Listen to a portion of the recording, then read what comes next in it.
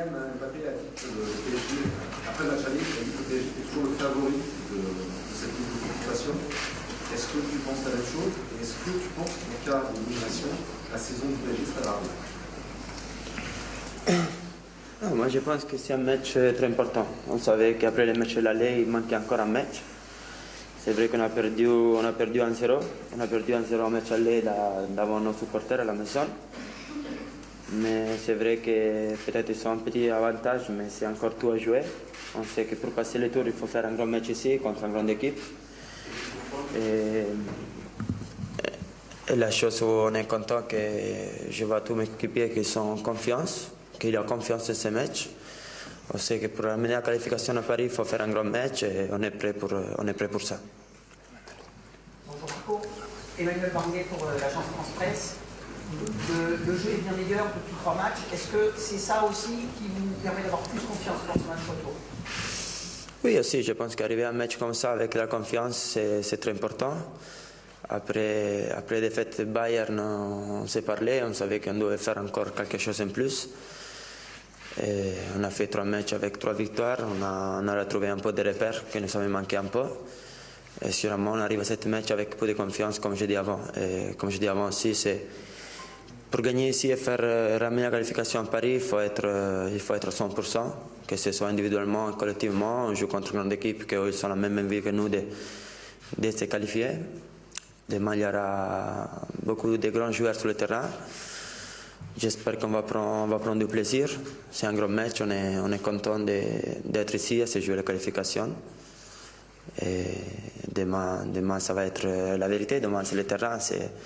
C'est où il faut montrer qu'on est bien, qu'on est fort et qu'on peut gagner ici. Bonjour Marco, Philippe Sanforge pour RTL. Le match à Marseille a-t-il été un déclic pour le groupe dans un grand stade avec beaucoup d'ambiance? Vous avez montré beaucoup à la fois de sérénité et d'intensité. Est-ce que c'est exactement ce qu'il faut faire demain? Est-ce que c'est aussi un déclic sur le plan tactique, puisque depuis quelques matchs vous êtes revenu au schéma de début de saison? Est-ce que vous vous sentez mieux dans cette façon de fonctionner?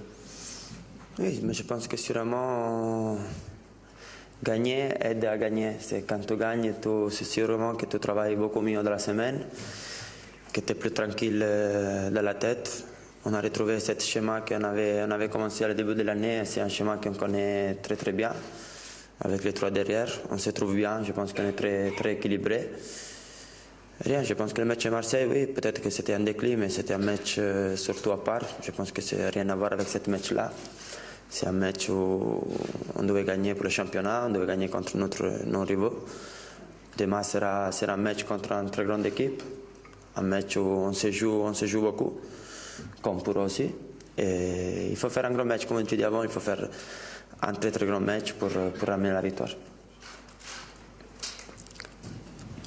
Bonjour Marco, vous l'équipe. Vous avez perdu le match aller et pourtant on a l'impression que la confiance elle est côté parisien et pas côté munichois. Comment t'expliques en fait qu'en 3 semaines comme ça, malgré le match aller, aujourd'hui vous soyez plus en confiance que l'adversaire? Ça, je pense que c'est un bon signe parce qu'on sait notre qualité, on sait qu'on peut faire des grands matchs, on sait les joueurs qu'on a dans l'équipe, ce sont des joueurs qui sont de grandes personnalités, un grand caractère. Et à la fin, la Champions League, c'est ça se joue sur des petits détails. Je pense que si on parlait 7-8 ans en arrière, c'était pas comme ça. Aujourd'hui, on a pris des responsabilités, on a pris aussi par rapport aux autres équipes, ce qu'ils rencontraient par exemple, c'est pas facile. Là aujourd'hui, on est face à une grande équipe. Je pense que ça pourrait être très bien en finale, comme c'était le cas dans 2 années. C'est en 8e de finale. C'est vrai qu'on a perdu le premier round. Aujourd'hui, demain, il nous reste 90 minutes où je pense qu'avec l'équipe qu'on a, on peut dire la nôtre. Après, je souhaite vraiment qu'on fait un très très grand match, qu'on rentre le vestiaire avec pas de regrets. Et je suis sûr qu'on peut avoir des satisfactions.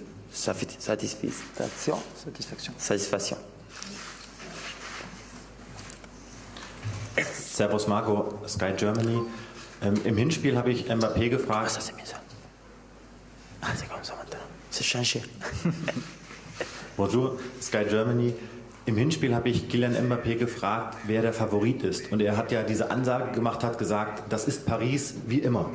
Habt ihr in der Mannschaft von dieser Ansage mitbekommen? Hat euch das heiß gemacht? Hat er euch da motiviert? Hat er in der Kabine nochmal eine Rede gehalten? Und glaubt ihr ernsthaft, dass ihr hier morgen der Favorit seid? Merci. Non, Kylian, c'est Kylian. Kylian, c'est un joueur qu'on a la chance d'avoir ici. C'est un joueur qui a une très grande personnalité, un très grand caractère et on a vraiment besoin de joueurs comme lui. Comme je disais avant, on est confiance. On a confiance en demain. On sait que rien n'est perdu. Aussi, si on a perdu le premier match, on va faire un très très grand match demain. Et comme je disais avant, à la fin, oui, on a beaucoup de pression parce qu'on joue pour quelque chose de gros et on aime toujours avoir cette pression-là parce que ça veut dire qu'on se joue beaucoup, on joue des matchs très jolis dans un grand stade avec des grands joueurs. C'est ça qu'on a toujours rêvé quand on était enfant et c'est pour ça que je suis sûr que notre équipe il va donner le maximum demain. Bonjour Marco, ici Diego Torres, El País de la España. I will make the question in English, if you allow me. What kind of match do you expect tomorrow from Bayern München?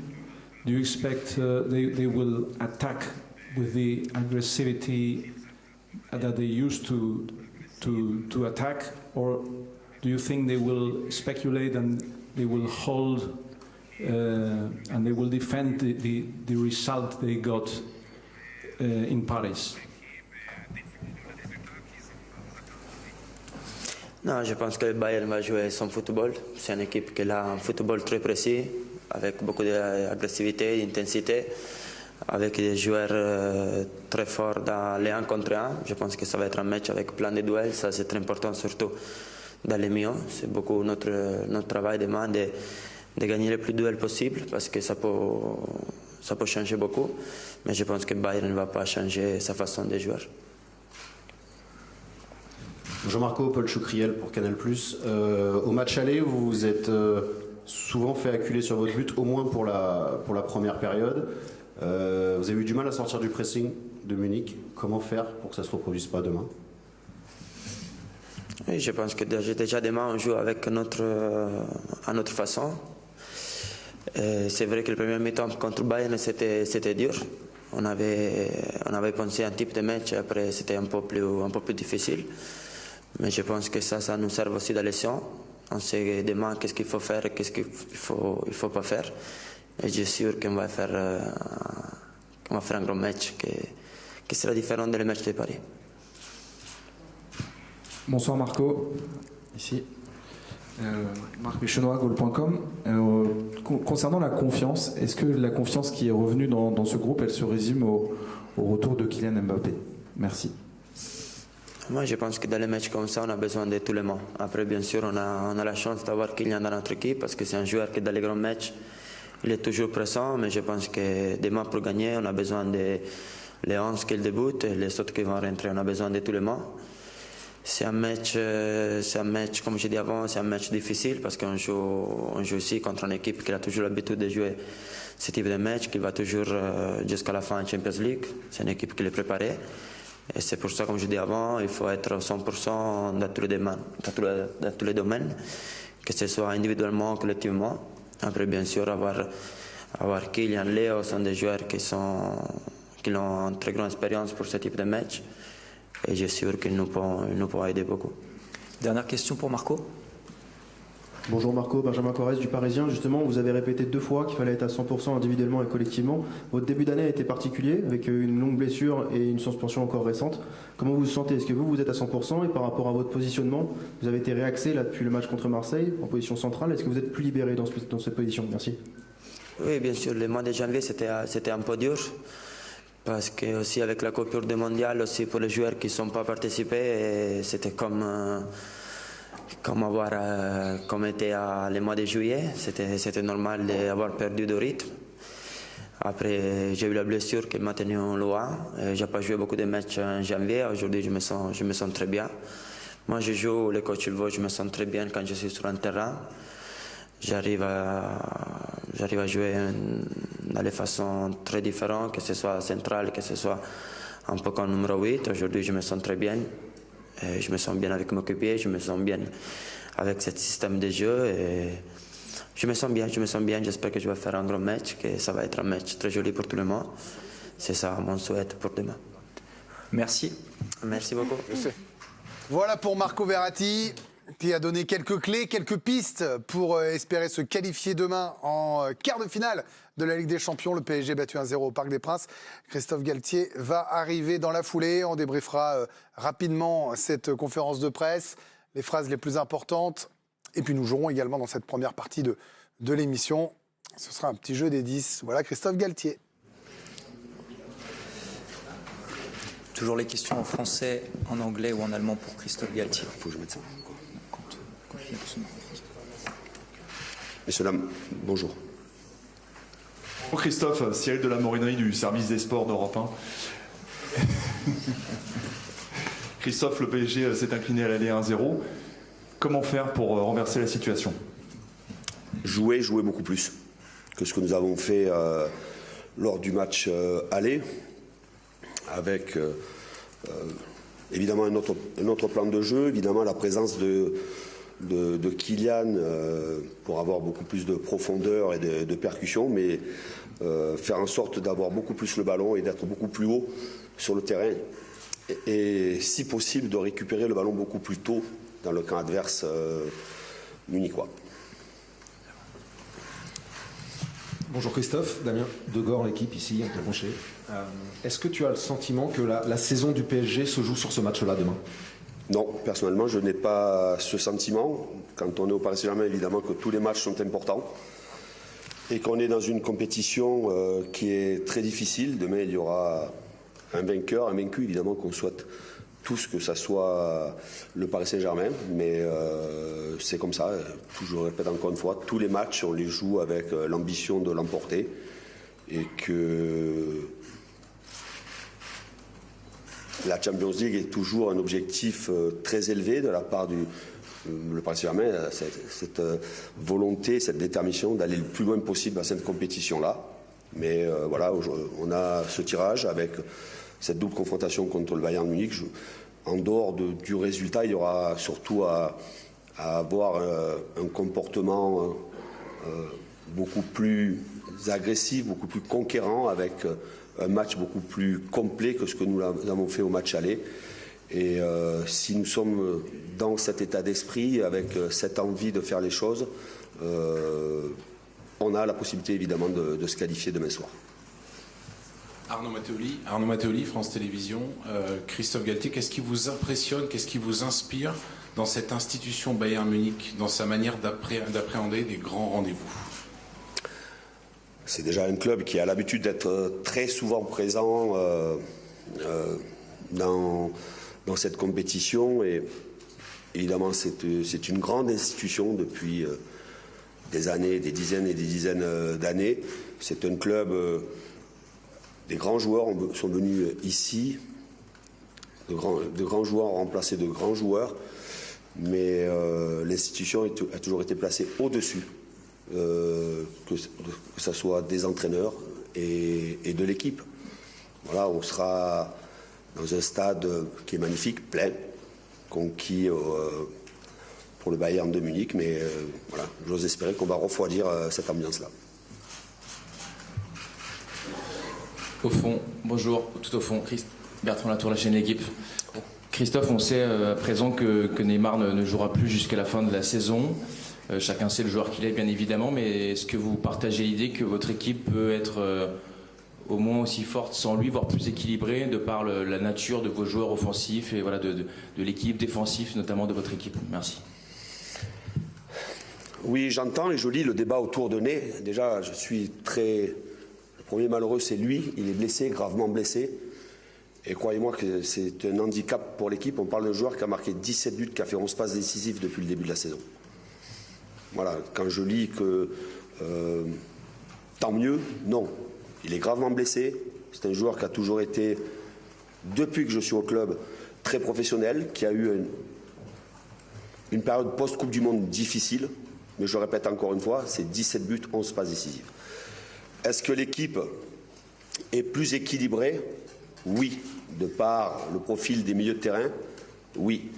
Mais est-ce que c'est mieux comme ça? Avoir né dans l'effectif, c'est un atout supplémentaire sur un plan offensif pour marquer des buts. Emmanuel. Bonjour Christophe, Emmanuel Baranguet pour l'agence France Presse. Qu'est-ce qui explique, selon toi, la métamorphose entre le PSG qui a perdu 3 fois d'affilée et qui jouait pas très bien, et le PSG qui a gagné 3 fois d'affilée et qui joue beaucoup mieux? C'est seulement Kylian Mbappé ou c'est tactique ou c'est mental?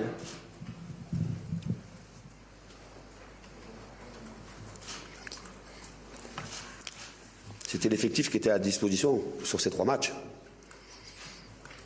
Il y a eu des compositions très difficiles à faire avec un nombre d'absents important. Je pense Monaco. Je pense que sur le match aller face au Bayern, évidemment que l'absence de Kylian est préjudiciable, que Achraf Hakimi a été rapidement diminué, que contre Marseille, pareil, il y avait des absents aussi importants. Est-ce qu'on a retrouvé un certain équilibre avec une organisation différente? Peut-être, si ce n'est que contre Nantes, après avoir mené 2-0, on a concédé 2 buts. Mais les matchs que nous avons perdus sur les 3 compétitions, que ce soit en Coupe de France, en championnat ou face au Bayern, je pense qu'à ce moment-là, l'effectif était quand même très diminué. Stéphane. Oui, bonjour, Stéphane Bianchi du Parisien. Julian Nagelsmann disait tout à l'heure qu'il avait repéré quelques failles dans la défense parisienne, qu'il comptait les exploiter. Est-ce que vous trouvez aussi que votre équipe a quelques failles? Est-ce que vous avez réglé ces problèmes-là? Et du coup, est-ce que vous avez repéré dans le camp d'en face des failles aussi à exploiter? Vous avez à la fois dans votre question la réponse. Tout système a des failles, tout système a des points forts, des failles aussi. Et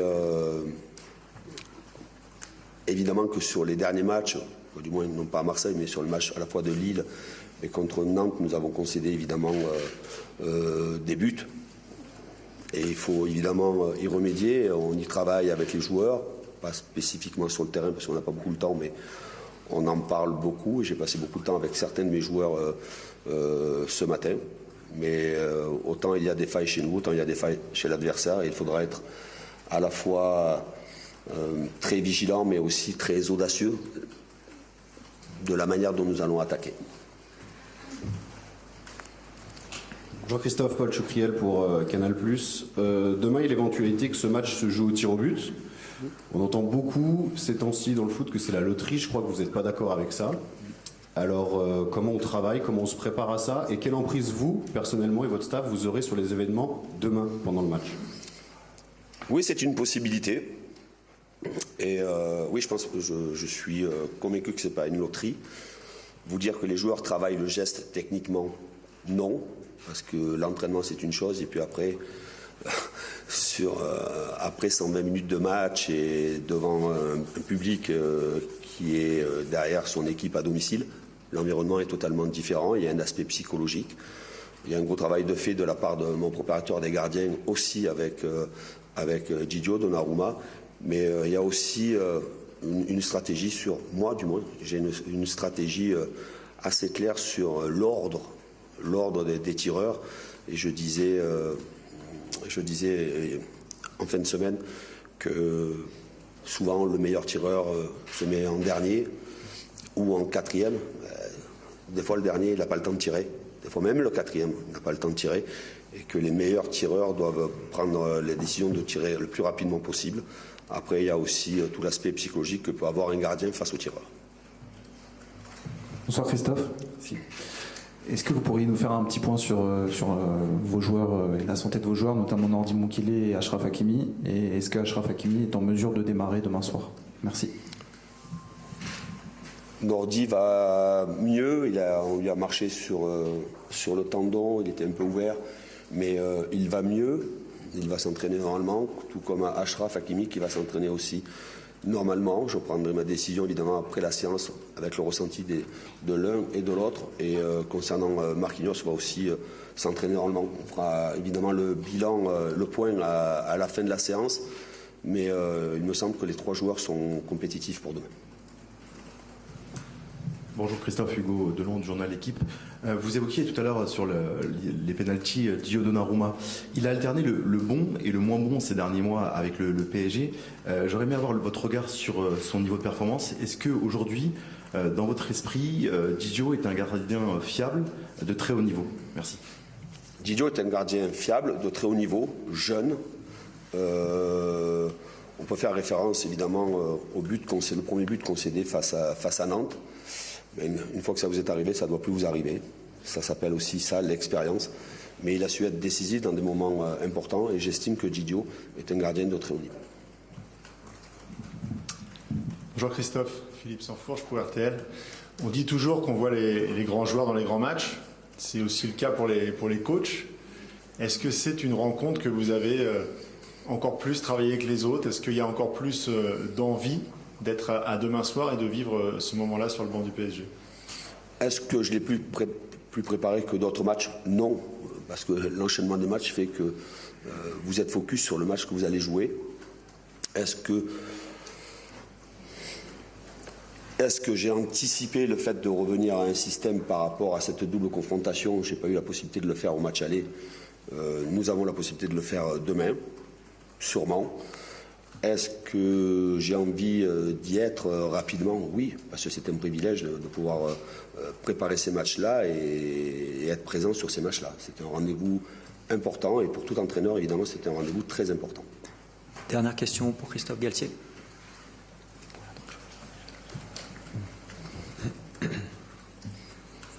Bonjour. Beim FC Bayern wird morgen aller Voraussicht nach Stanisic spielen und soll es dann mit Mbappé aufnehmen. Cancelo säße auf der Bank. Überrascht Sie das und wie bereiten Sie sich auf Stanisic vor, der vielleicht in Europa noch nicht so bekannt ist? Was wissen Sie über den Spieler? Danke.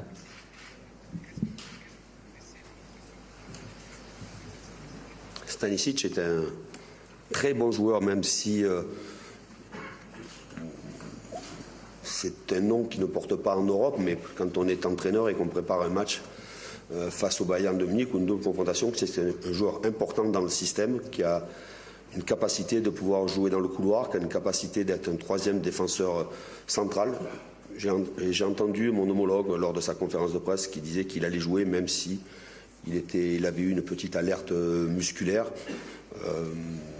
Vous dire qu'on prépare notre match par rapport à la présence de Stanisic ou pas, non, ça serait très réducteur par rapport aux autres joueurs du Paris Saint-Germain, du Bayern de Munich. Merci à toutes et à tous. Merci. Voilà pour Christophe Galtier et Marco Verratti.